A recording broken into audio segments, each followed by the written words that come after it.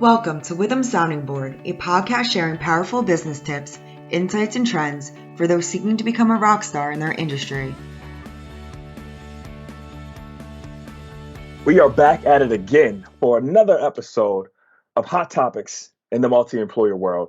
I'm your host, Aaron Slaughter, and with us today is Josh Stowe, who is our ERP Business Practice Lead at Witham. Thanks for being here today, Josh. Thanks, Aaron.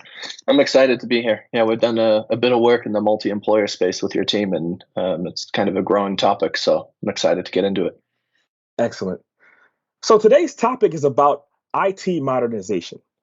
And you can't turn on the TV or see a business article about seeing the phrase IT modernization. Can you explain a little bit of what that means? When it relates to businesses and organization, IT modernization could cover many areas, right? Anything that you guys are using for technology within your business.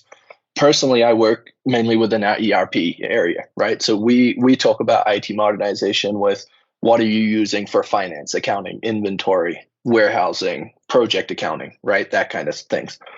But it could also mean what are you guys using for your email, right? Are you using Microsoft 365 online, or are you guys still using an Exchange server that sits in your back room, right? That all your emails are filing through.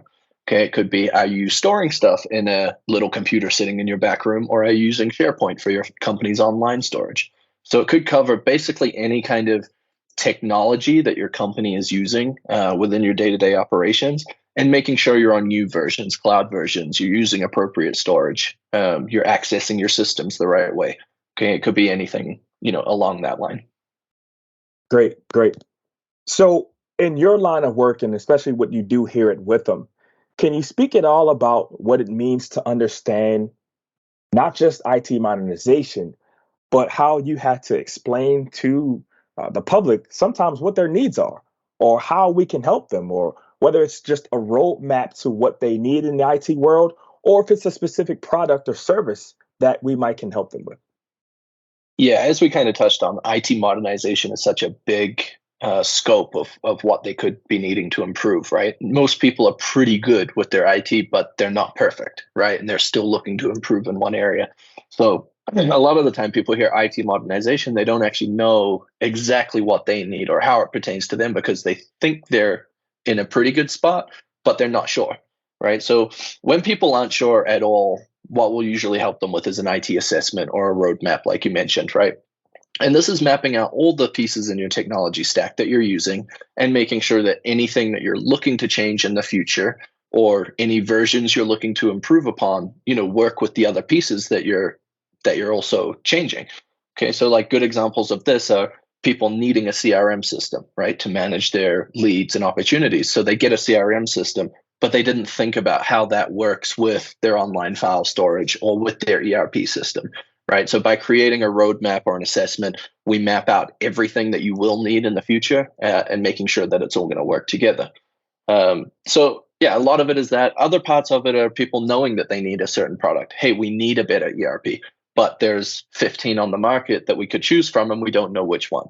Okay, so we can also go through their discovery, what their requirements are, and that'll drive us to one system or another that's best, right? Making sure that they've got a system that's the right size, that's modern, that's going to have constant upgrades, but also meets all of the requirements that they need to operate effectively, and potentially minimize the systems that they're actually using, because they can do more out of one than having many.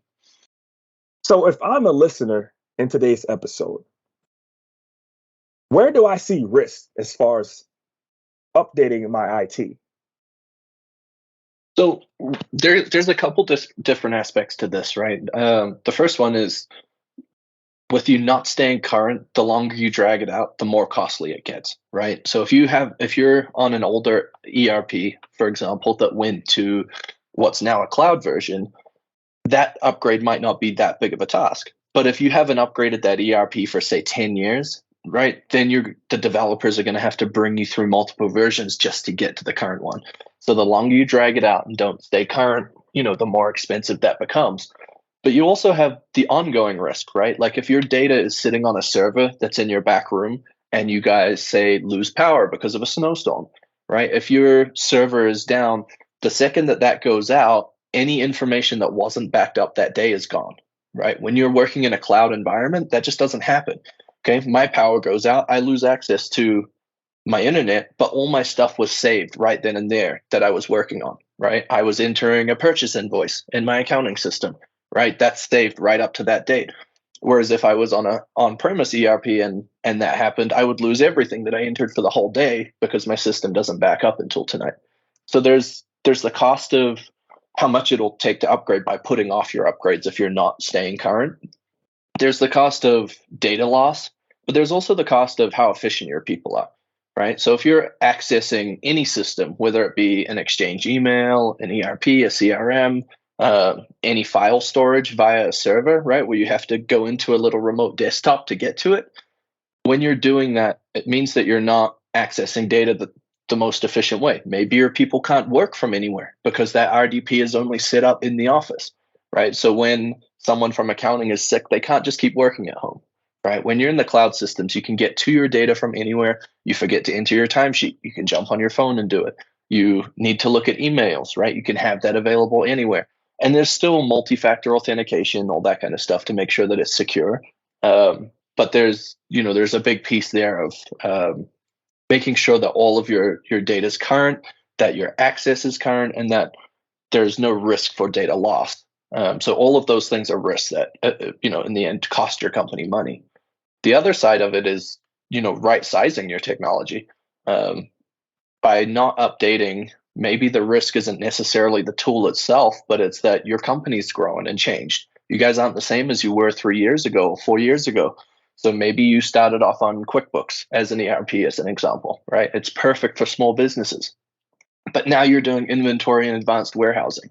So that doesn't work in QuickBooks. So maybe you picked up another system for that. Now your data's in two places, right? Whereas if you had the right size mid-market ERP, all of these processes are still within one system that's cloud hosted, that connects to everything else, etc.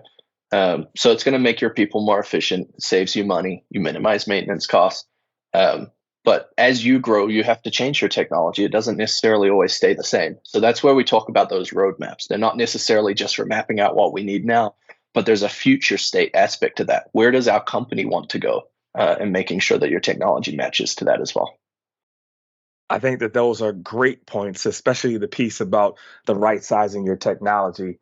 And I'll also share a personal story as someone who's going through home repairs. There is a big cost associated with not taking action at all, whether it's dealing with pipes that burst and updating your piping and plumbing, or with your systems that you just mentioned. So that's a great point. And the takeaway that I want listeners to hear is that if you aren't having the conversations about updating and just modernizing, you probably need to start having those. So, Josh, you've given us some examples of what IT modernization looks like and even some of the reasons that why people should care and what those risks are. Do you have any ballparks as far as how much a failure in your IT would look like as far as rectifying and making it right and just the dollar amount that someone would be looking at for an organization? Yeah, I mean, a lot of it is hard to put exact dollars on when it comes to the smaller things we mentioned, right? Your server goes out and you lose all the data for today, right? So that's going to take someone's time to go and try and find all the data that you entered that morning, re-go through that process, catch up on their next day of work, etc. Right? So it's personal, your team's efficiency that costs you money in there. That kind of stuff, as we mentioned, just can't happen in the cloud. When we look at the cost of staying up to date, that one's a little easier, particularly in the area that I work in, to start to put dollars on, right? Usually when we're talking to people about updating to a cloud system, we're talking about getting to the 5-year point and already having saved money, including the initial implementation of the new system. So if we take Nav, for example, right, it costs about $24,000 to upgrade your Nav on-premise database every time you want to get to the new version, right? As well as some downtime for the system. Okay, and that's because they have to take your database, run through a test upgrade, then run through the actual upgrade, right? And get all your data to the newest version and install the version on your server. So when we talk about that all goes away with a cloud software because I'm always on the latest version, right? So for Microsoft Dynamics Business Central, which is their mid-market ERP, you get a major upgrade every 6 months that you don't have to touch. It just does it, right? So you get all your new features, et cetera. There's no database upgrade that you have to do because all your data's on their server that they're updating. So when we consider that, a nav company would upgrade every 2 years, right? So that's 24 grand on top of your server cost, on top of your server maintenance, et cetera, just to stay even close to the current version. And on Business Central, it's free. The cost for someone to go from nav to Business Central, depending on what they're using and how outdated their nav are, but if they're on, say, nav 2017, which is relatively modern, but still, 5 years out of date, something like that might cost them about 80 grand, right? So within 3 or 4 years, you're already talking about, dollar savings. Also, your SaaS licensing is usually cheaper than on-premise licensing, and you have that greater access that we've talked about. So just like with most things in life, the cost of being on the preventative side and paying on the front end is going to far outweigh how much it's going to cost in terms of the public exposure and notices that you have to send to participants or members or just other organizations that you had a breach, and just the humiliation and costs that are associated with unlocking your data or maybe even building out new servers and things of that nature. So yeah, it's spot on. And most people, when they see the implementation cost, they kind of jump back and go, "Oh, this is an expense."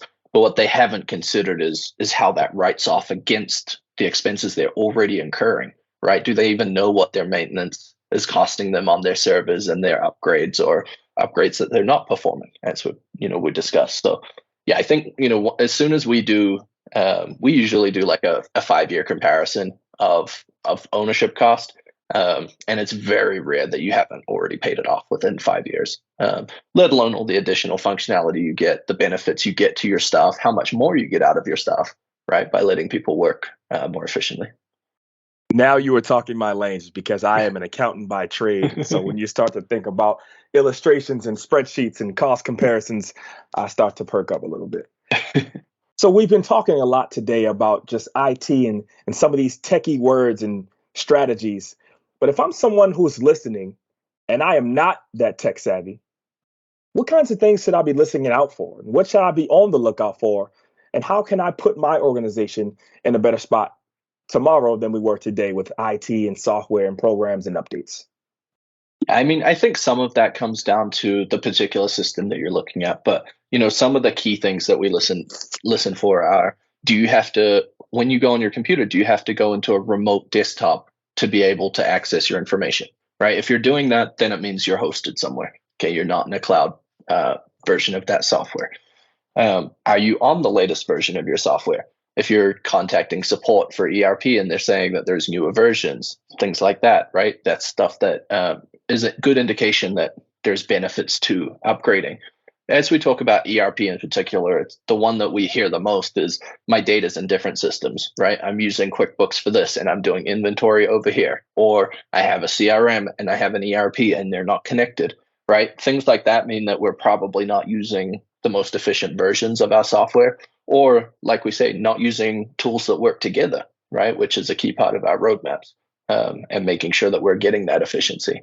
But yeah, generally speaking, it's data in different systems. I have to log in to get to it. I can't get to my data when I'm not at the office. Those kind of questions are pretty good indicators that we're not on the latest cloud versions of the products that we could be using. Wonderful, wonderful. We really appreciate all the information you've given us today. Just, I'll throw a quick plug for if anyone has questions or was able to take a nugget or two away from today's episode and they want to get in touch with you, how can they go about that? Are there any links or articles that we can point our viewers to? Yeah, so if you're already doing work with Witham, we have a very broad range of services, right? We're doing audit, tax, advisory. Your first contact is the people you're already working with, right? Ask them to put you in touch with the ERP team, with the CRM team, whoever, whatever it is that you think that you guys might need help with, or just with management consulting. If you're wanting to go through that modernization roadmap process, then that would be the best contact. My team has a bunch of marketing out there. We have an article on Microsoft GP to Dynamics Business Central migrations, which walks through that process of going from a cloud server to from an on-premise server to a cloud server for modern ERP. All of those have links of how to contact us. The other way is just go to the Witham website, hit the contact us button, and say that you're looking for IT modernization, and mention that you listen to Aaron and Josh talk about it, and you guys need help. We're happy to make sure that we get the right people in touch with you as well. Well, thank you for all of that information today, Josh, and taking time out of your busy schedule.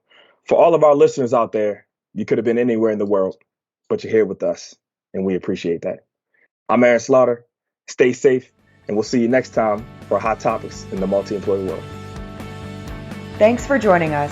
Be sure to subscribe to our podcast so you'll be first in line to hear what's coming next. Don't want to wait for our next episode? Check us out at withum.com. That's WITHUM.com.